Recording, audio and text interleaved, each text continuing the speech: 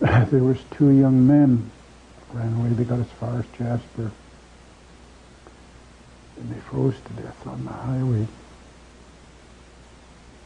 And I know the exact spot that they died. It's just like all of us have that history. We know what happened to people. Sale and speculation of a house at First Nation land on Flores Island, Lot 363 on Canada's west coast, by the United Church of Canada, BC Provincial Government, Macmillan Blodell and two local businessmen, was brought to light and challenged between 1992 and 1994. The two individuals primarily involved in making these disclosures, Hereditary Ahousaht Chief Earl McKenna George and United Church Minister Reverend Kevin Annett, have now been expelled from the United Church over these same events. In October 1994, I had attended a Presbytery gathering. That's where the ministers all get together to talk over church matters. And at that Presbytery meeting, the whole issue of how land was taken from the Ahousaht's people was basically covered up and denied by the church. So I took issue with that, and I wrote this letter.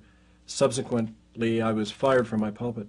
The letter is dated October 17th, 1994, and it's addressed to the members of Comox Nanaimo Presbytery.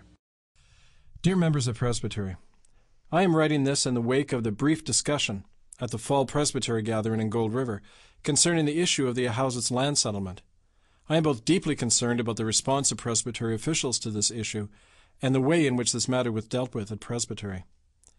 My perspective on this issue arises largely as a result of long and fruitful discussions with the Ahousaht's, including with several tribal elders.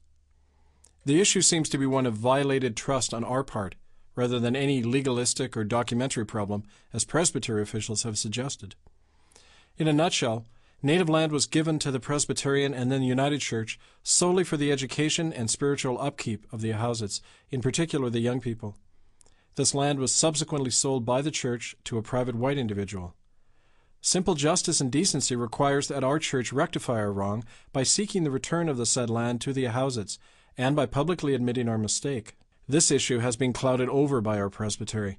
Some officials have claimed that the Ahousaht's have created roadblocks to meeting or cannot produce appropriate legal documentation to show ownership of the land by the Ahousaht's. Sadly, these are precisely the words and accusations that a colonial system has directed against Indigenous peoples ever since we took away their land.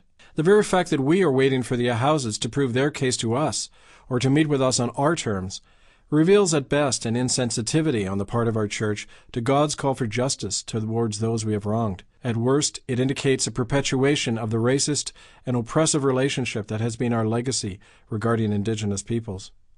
It is not too late to reverse this legacy or the wrong we committed in regards to the Ahousaht's land issue. Indeed, it is imperative that we do so soon if we are concerned at all about our credibility and integrity in the eyes of both the Indigenous peoples here and the wider public.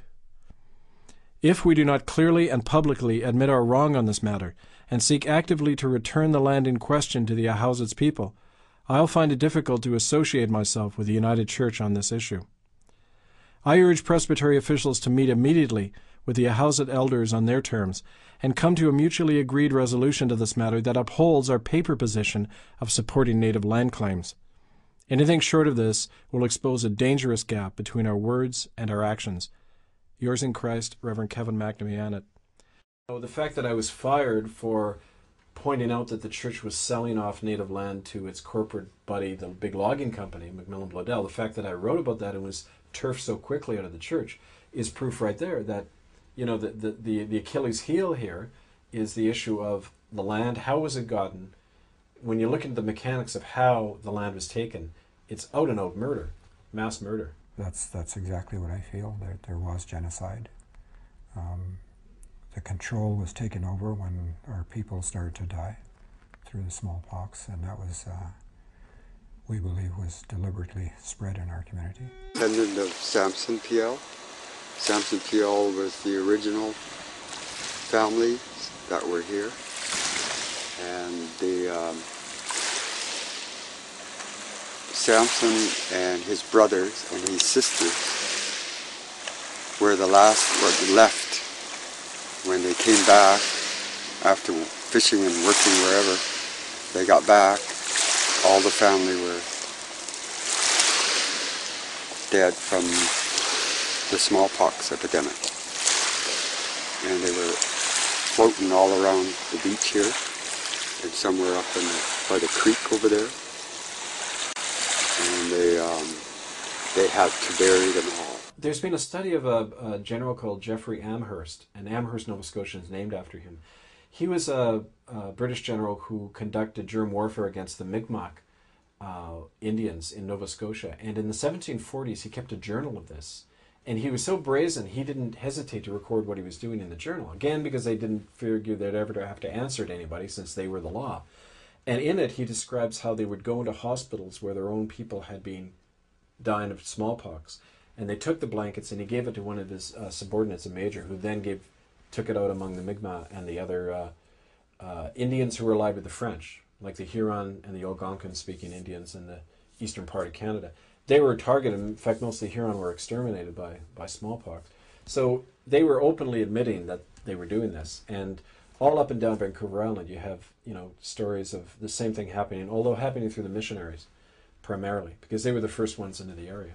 Harriet describes in her village a little place called Claus near Port Renfrew on the west side of Vancouver Island. She says in the 1860s there was 3,400 people there. By the 1890s there were 44. So it had gone from over 3,000 people down to 40 some odd people. 98.5% of the population gone. And that was mostly from smallpox. And their people say that missionaries and British sailors had been dropping off these blankets to them that were laced with smallpox, and that's how so many people died. You don't get that many people dying, kind of accidentally. Somebody caught a cold one day. I mean, that isn't the way those things happen. It was germ warfare. The Indian residential school system in Canada was an extension and evolution of an older system of genocide that began as early as 1540 in eastern Canada and during the 1840s on the Pacific coast. Its foundational purpose was the deliberate and systematic eradication of all indigenous populations that would not leave their lands and resources, abolish their own cultures and languages, and become Christians. That purpose has never wavered, but has assumed different forms and strategies over the centuries, adapted to the times and regions in which it played out as European conquest moved westward across the continent. European Christianity and its colonial empires were the plague. Residential schools were a refinement of that contagion. By the time that residential schools were firmly established across Canada, around 1900, the plague itself had exterminated most Aboriginal people, in a genocide whose details are still largely unrecorded and perhaps forgotten.